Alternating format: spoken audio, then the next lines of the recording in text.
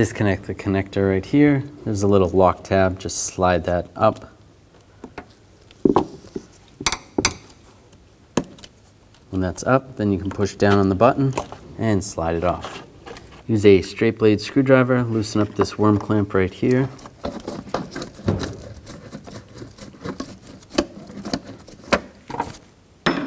You can slide this snorkel off. To make it easier, I'm just going to take the whole snorkel off, loosen up this worm clamp right here, and pop this clip off right here. You can use a screwdriver or a trim tool. And just slide it off.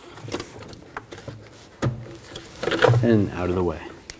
Now loosen up this clamp with a straight blade screwdriver. Grab the mass airflow sensor and just slide it off. Just wiggle it back and forth.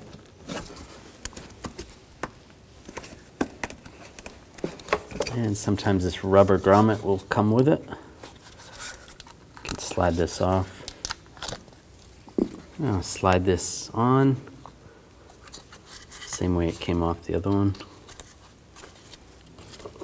And you can line it up on the airbox.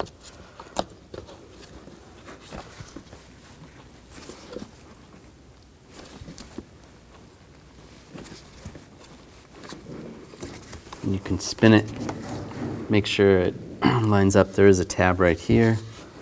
Just try to have this somewhat level with the airbox. Now I'll tighten this down. Snug. And I'll take the snorkel and slide it in position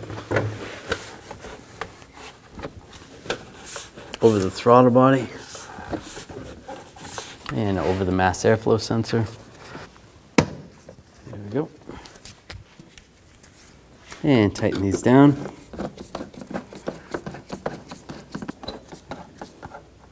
Just snug. Same with this one.